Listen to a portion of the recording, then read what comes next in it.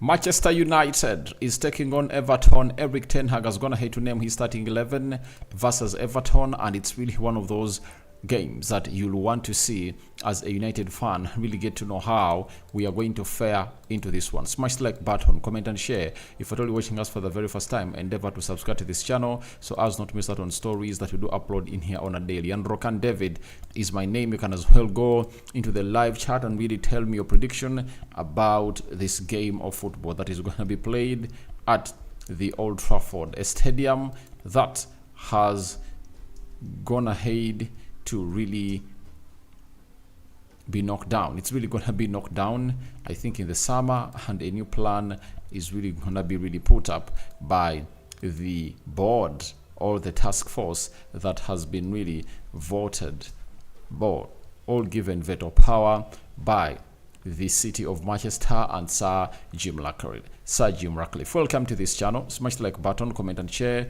If at all you are watching us for the very first time, endeavor to subscribe to this channel so as not to miss out on stories that we do upload in here on a daily. It's Rokan David here. You can as well call me Aradi. Ten Hag is going to hate to name his starting 11 that is going to be taking on this side of Everton. The last time Everton played here, I think we beat them by 3 goals. I remember we beat them by 3 goals to 3. Was it 3? Yeah, I think we beat them badly.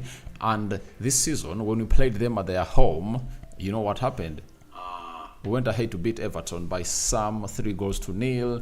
Kobe Mainu's full United debut, that's when he made it. And here he comes to obviously play at Old Trafford, and it's really a very good day. We thank God for the gift of life, the Muslims. Barakallahu fikum, and welcome back from the International Women's Day. That was yesterday, and we are soon entering into the fasting period for the Muslims. You know, that is Ramadan, and it's really gonna be coming in thick and fast. Now, the United squad that is gonna have to be named by Ten Hag to play part into this beautiful game of football is as follows: Onana, Lindelof, Fernandes, Rashford, Garnacho, Casemiro, Rafael Varane, Diego Dallo, Evans, Kobe Mainoo, and Scott McTominay. That is the starting 11 for the club of Man United that Ten Hag is going to hit to name to face the side of Everton. When we go to the substitutes, Bendayer, there is me, there is Kambwala, there is Ogunyeye, right? There is Amad Diallo. There is Amrabat, there is Koyela, Eriksson, and Anthony. And when you look at that team, it's obviously covered up. It's obviously covered up with me, Kambwala, Ogweye, Koyela, all those coming in from the academy because of the injuries you're really having. But Ten Hag went ahead to confirm to us that Rasmus Højlund, Harry Maguire, and Aaron Bissaka will be back for the game of Liverpool, meaning that we'll be really having 3 more people adding themselves to the squad of Man United that's going to be playing next week. You know, I think it's going to be a Saturday as we take on Liverpool at Old Trafford. That will be really a huge boost. When we go to the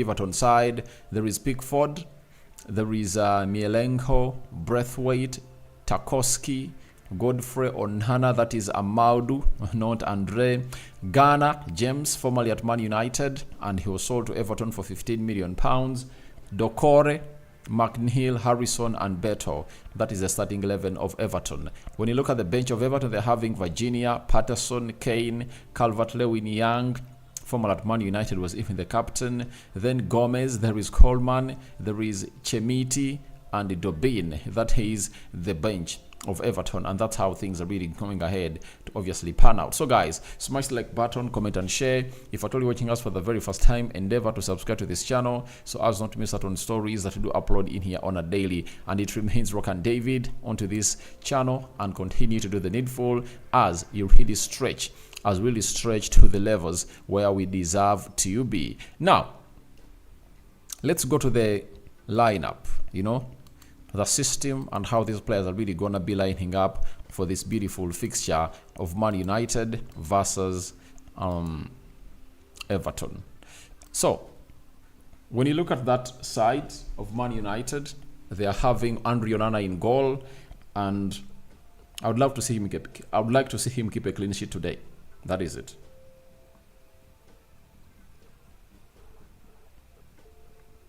I would like to see Andre Onana keep a clean sheet today because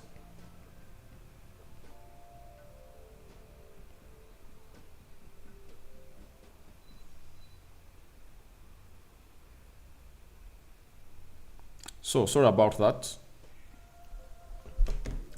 Andre Onana is in goal for the club of Man United, and he's really one of those that is going to hate to have 7 clean sheets. If he keeps a clean sheet today, he'll be having 8. And remember, Pickford, no, I think he's having 7. Pickford, Alisson Becker are really having 8. Then David Raya is having 9. The goalkeeper of Arsenal is going to hate to keep the most number of clean sheets into the Premier League, and it shows you exactly how Andre Onana has not going to hate to do badly this season in the Premier League, because David De Gea went ahead to keep a clean sheet, to keep 17 clean sheets last season and win a Golden Glove, because he played most of the season with the same back four. Lisandro Martinez on the left side of the central defense and Rafael Varane on the right side of the central defense. Luke Shaw as the left back all Malacia, and Aaron Wan-Bissaka or Dalo as his right back. So when you look at Andre Onana, he has gone ahead to come in through, and Ten Hag has gone ahead to play with close to 13 or 14 different central defense pairings. That really doesn't act well for a goalkeeper who has just gone ahead to come into the league. I would insinuate that if at all he had Lisandro Martinez and Rafael Varane with him, he would have gone ahead to keep more. But to keep himself into that competition of winning the Golden Glove with 11 games to go, I think it shows you that he has gone ahead to do the needful, because David Raya has gone ahead to keep 2 more clean sheets than Andre Onana. That shows you exactly how good this goalkeeper is, and slowly you get into my ship and you understand that he has all the reason to do the needful and obviously become that kind of player. Dalo playing as a right back for the club of Man United. I really appreciate him. You know how hugely I appreciate this player. I've gone ahead to defend him because for me, it all starts with the quality that you have. Now, if you have all that quality and you add on the intensity, the love and fighting for the badge and being efficient, that makes you not comparable to Aaron Wan-Bissaka, as most people really think that he is comparable to Aaron Wan-Bissaka. Something I don't really agree with as Rokan David, and I think today he's really going to be having one of those busy days when it comes obviously defending and going forward. Lindelof being played as a left back. It's really one of those moments that you feel like it's good that we're not facing teams that really are having deadly wingers, because Lindelof is slow, and you saw it against Man City when Rashford really never went ahead to track back. He couldn't really handle that situation of a 1v1 with Phil Foden. Phil Foden went ahead to obviously hit us, and it was on target. That is Victor Lindelof for you. Rafael Varane, John Evans coming into the central defense to play part into this game, and these two have gone ahead to show us pure class. These two have gone ahead to show us pure class when it comes to how they really play into that central defense because of the experience, and I know they're going to be handling Beto. Beto, a very fast, energetic Brazilian player, and they need to really get him out of the game. With Calvert-Lewin on the bench waiting to come in through, it really puts us into that position of really not allowing those crosses to come in through, because this guy is fast and is good in the air, meaning that even if he gets off without really scoring, we need to obviously wait for Calvert-Lewin to come in through to also do his job.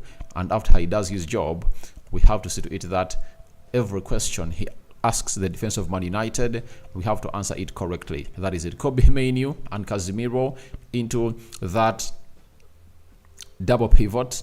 Obviously, you expect excellency and efficiency from them because them and talent are always in the same statement. We've gone ahead to see how they play together. They're bonding a lot, and Kobe Mainoo, he's really blessed to be having one of the best CDMs in the world playing alongside him. And Ten Hag told us that he has always gone ahead to pair them together to an extent that everywhere, eating, arriving at the ground, in the dressing room, while traveling on the bus, these two are always together because he wants them to build that chemistry with them together. I think Scott McTominay is going to be played as a central attacking midfielder, according to me. Bruno Fernandes is going to be played as a right winger, and Scott McTominay is going to be playing ahead of Scott McTominay and Casemiro. You know, this is where sometimes I feel like Ten Hag is really doing us a disjustice, because how do you get Scott McTominay in a game like this to play as a number 10 when you're having Eriksen? Get Bruno Fernandes, play him off the right, and get Eriksen to be played as a number 10.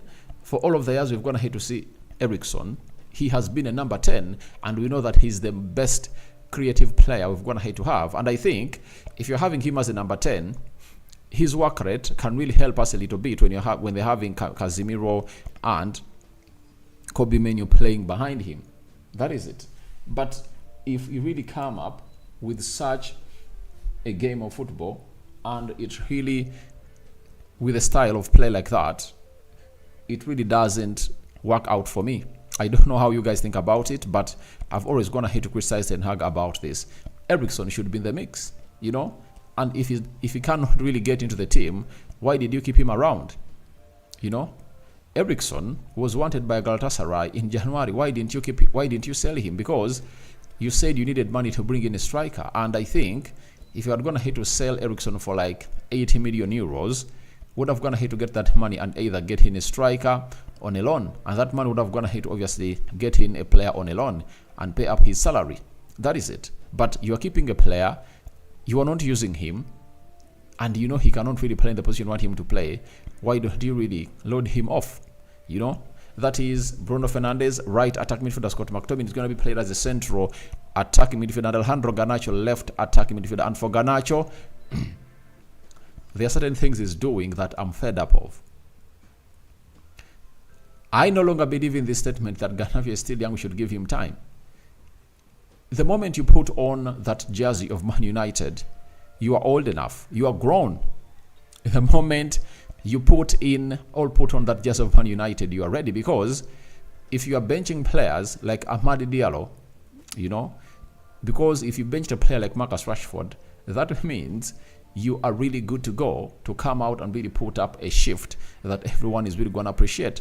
And this is what they're supposed to be doing. I'm talking about Garnacho, you know. Don't just run anyhowly, you know. Find out any easy pass, make movement, they will release you, and you'll be having space, you know. But the easiest way to get tracked is keeping yourself on the ball and trying to run at people. Find out a pass, make a run, and create a 2v1 situation. That is really good. But I like how he runs, his endurance, his work ethicness, you know, his enthusiasm. I like it. But one thing I hate about the lad is that he runs into a sump of legs. You know, in this modern era, no need to run into a sump of legs. Just control that ball and pass it to the nearby defender, and the rest will be history. Then Marcus Rashford is leading the line, scoring against Man City.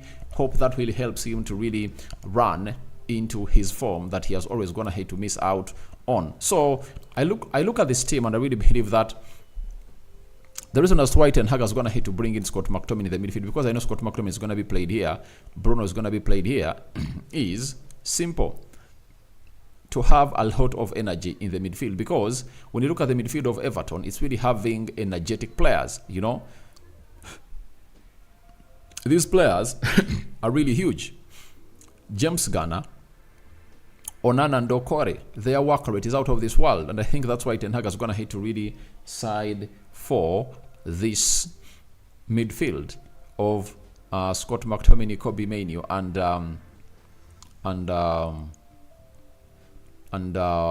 Casemiro. So all I know now, Scott McTominay is not good at really passing that ball, but all you have to do is to base on to Kobe Manu and Casemiro finding out those passes to release players like Bruno Fernandes and Marcus Rashford plus Alejandro Garnacho because of that. When you look at Everton, Pickford, they're going to hit to play a system of 4-4-1-1. Pickford in goal, Godfrey right back, meaning that Garnacho is going to be facing Godfrey, and I think Garnacho should really put him down. And remember that bicycle kick goal by Garnacho, overhead kick, was really great. Mielenko is going to be facing Bruno Fernandes in the game of football that's going to be played at Old Trafford today, and I think it's really one of those to watch out. Brentford, keep an eye onto this guy. He's really 21 years of age, I think.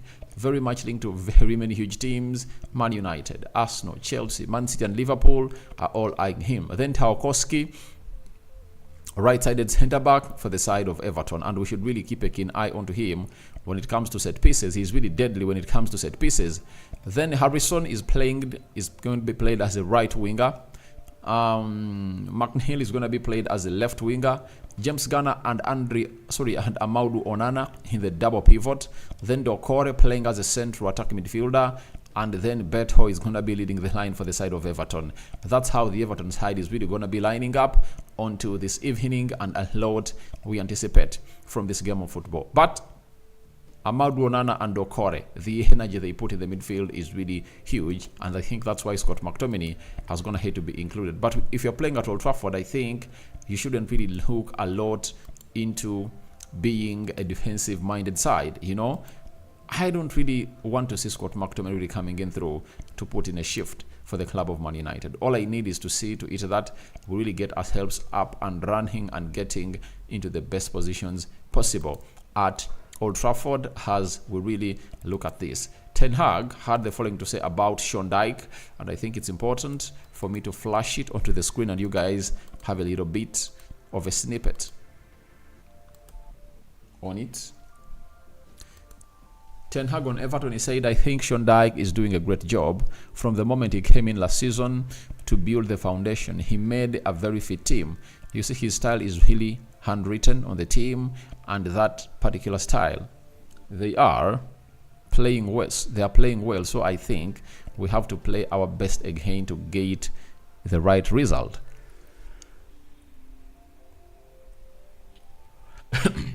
Obviously, for everyone who watched my match preview, I commence it with a statement that if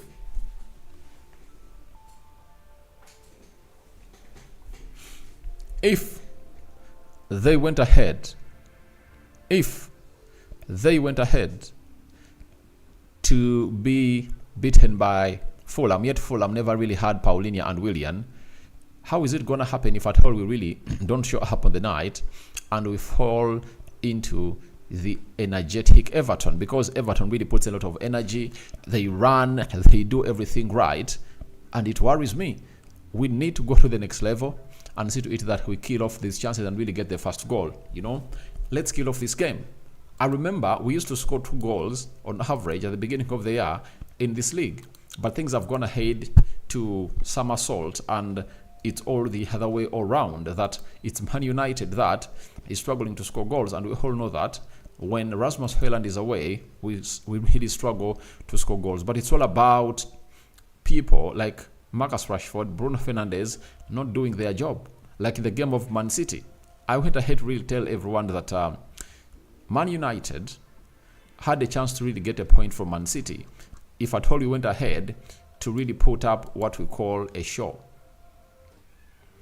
If at all we went ahead to put up a show and really scored one of those 3 chances that we really got, you know, for example, if you remember that chance that Marcus Rashford got, by the way, Rashford got 2 chances, you know, that would have gone ahead to put Man United ahead and really went ahead to betray us as a club of Man United, and that really doesn't really act well for the club of Man United. And when you're playing a team like Man City, you know, out of the chances you get, 20 of those, you know, 20 of those should be coming in through from, 50% of those should be converted. That's what makes you a team that can beat the side of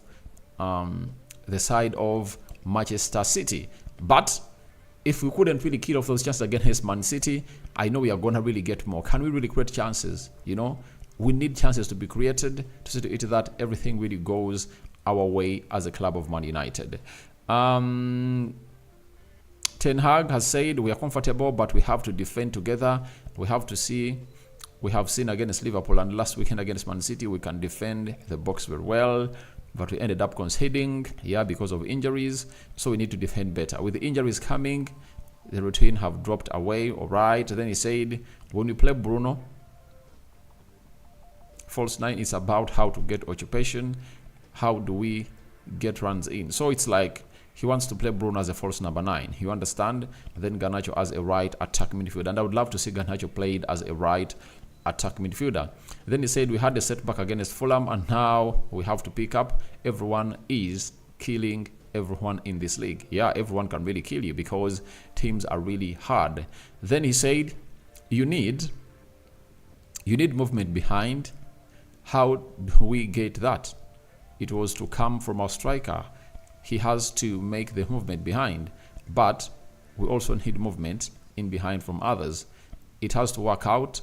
How do we get that movement in behind? How do we get in the box of the opponent? That is Ten Hag for you. And on Everton said, we have to control their counters and we must keep the ball to not give them set plays. They are very good at it. I've told you about Tarkowski, he's really good. Beto is good. Calvert-Lewin is good. And set pieces is one of those moments they're going to hit to score very many goals. I think they're going to hit to score like 15 goals in those set pieces. They are second to Arsenal. Arsenal is going to hit to score 19 goals from set pieces. And for them, they follow with like 15, meaning that they are really a good team. And their goalkeeper is going to hit to keep like 8 clean sheets.